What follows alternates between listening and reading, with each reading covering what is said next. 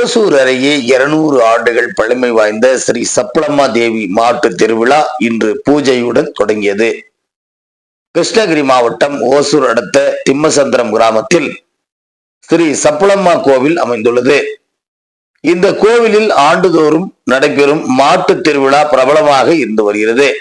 சுமார் 200 ஆண்டுகளுக்கு மேலாக ஆண்டுதோறும் தை மாத இறுதி வாரத்தில் தொடங்கும் இந்த திருவிழாவில் நாட்டு மாடுகள், ஜல்லிக்கட்டு காளைகள் வகை மாடுகள் வாங்குவதும் விற்பனை செய்வதும் பண்டிகையாக சப்பளம்மா கோவில் திருவிழா விளங்குவதால் இந்த மாட்டு பண்டிகையில் மாடுகளை வாங்குவது விற்கவும் தமிழகம் மட்டுமல்லாது கர்நாடகா, ஆந்திரா, கேரளா, மகாராஷ்டிரா, பாண்டிச்சேரி ஆகிய மாநிலங்களில் இருந்து ஏராளமானோர் மாடுகளை வாங்குவதற்கு விற்பதற்கும் வருகின்றனர்.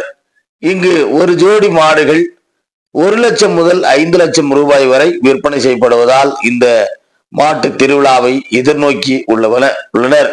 7 நாட்கள் நடைபெறும் இந்த திருவிழாவில் முதல் நாள் ஜனவரி 27ஆம் தேதி பிப்ரவரி 3ஆம் தேதி வரை நடைபெற உள்ளது.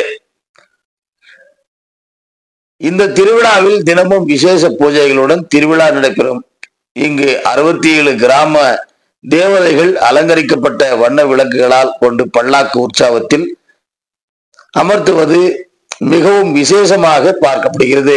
இந்த மாட்டு திருவிழாவில் மாடுகள் விற்பனை பல கோடி ரூபாய்க்கு வர்த்தகம் நடைபெற உள்ளது. இதில் சப்பளம்மா கோவில் அறக்கட்டளை தலைவர் கஜேந்திரமூர்த்தி, துணைத் தலைவர் தியாகராஜன், கிருஷ்ணப்பா, சிவானந்தன், ராஜாரெட்டி உள்ளிட்டோர் பங்கேற்றனர். இந்த திருவிழாவை காண சுமார் 100க்கும் மேற்பட்ட கிராம மக்கள் கலந்து கொள்வார்கள் எனவும் தெரிவிக்கப்பட்டுள்ளது. அதே போன்று திருவிழாவில் விற்பனைக்கு கொண்டு வந்திருக்கும் மாடுகளுக்கு புல்லு மற்றும் குடிநீர் வசதிகளும் ஏற்பாடு செய்யப்பட்டுள்ளது. அதே போன்று திருவிழாவிற்கு வந்திருக்கும் மாடுகளுக்கு மற்றும் வியாபாரிகளுக்கும் எந்தவித சுங்க கட்டணமும் வசூலிக்கப்பட மாட்டாது. தினந்தோறும் அம்மனை காண வரும் பக்தர்களுக்கு சிறப்பு அன்னதான நிகழ்ச்சி நடைபெறுகிறது என்பதும் குறிப்பிடத்தக்கது.